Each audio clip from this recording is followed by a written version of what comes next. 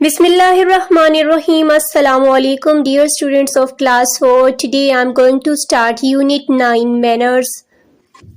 Manners यानी के आदाब.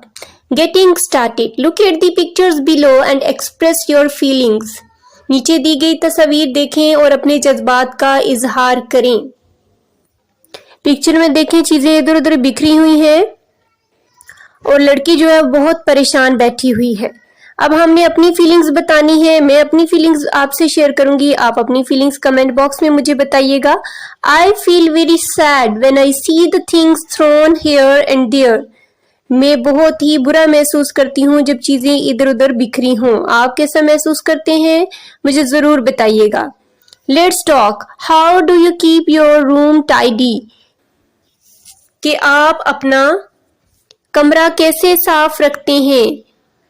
I clean my room daily and put things on their right place.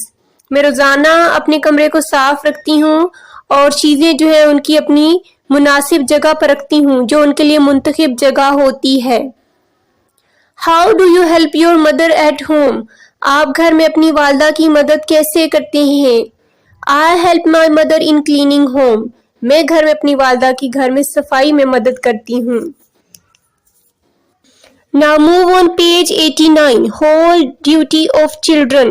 बच्चों की मुकम्मल जिम्मेदारी. Pre-reading. Pre-reading यानी कि पढ़ने से कबल. Read the title and tell what it can be about. Title को पढ़ें और बताएं कि ये किस बारे में किससे मुतालिक है. हमारा टाइटल है Whole duty of children. बच्चों की मुकम्मल जिम्मेदारी.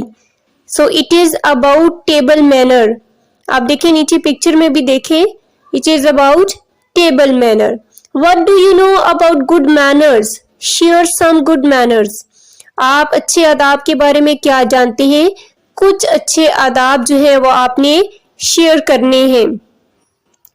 Good manners make us civilized.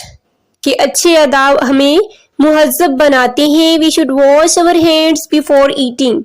खाने से पहले हमें हाथ धोने चाहिए.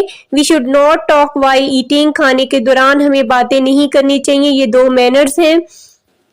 इसके अलावा और भी बहुत से मैनर्स हैं लेकिन यहाँ पे शॉर्टली मैं आपको 2 ही एक्सप्लेन कर रही हूँ. Now let's start poem. A child should always say words true. एक बच्चे को हमेशा क्या सच है बोलना चाहिए. यानी हमेशा बच्चे को वही बोलना चाहिए जो सच है. And speak when he is spoken to.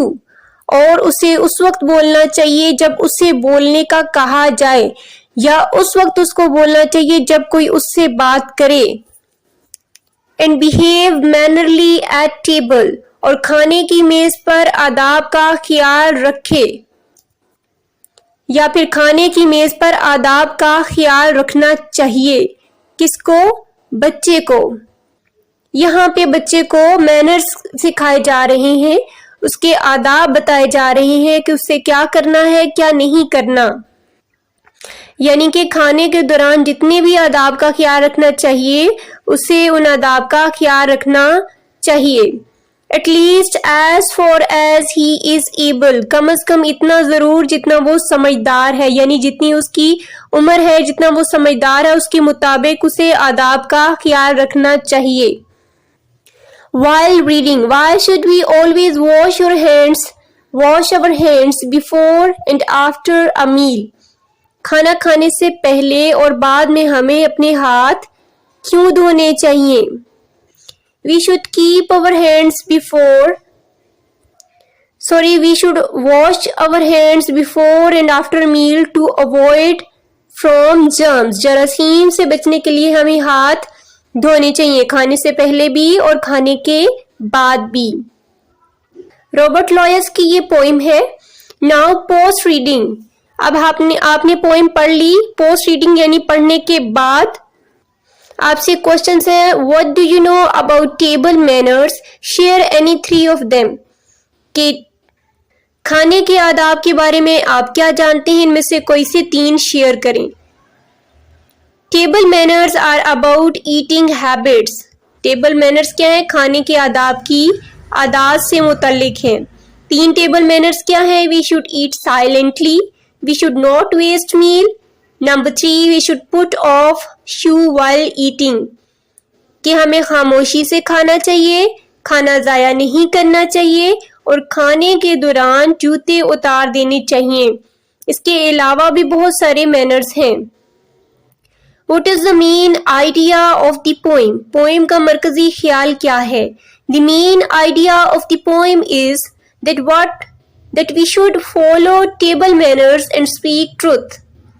نظم کا مرکزی خیال ہے کہ ہمیں کھانے کے آداب کا خیال رکھنا چاہیے اور ہمیشہ سچ بولنا چاہیے۔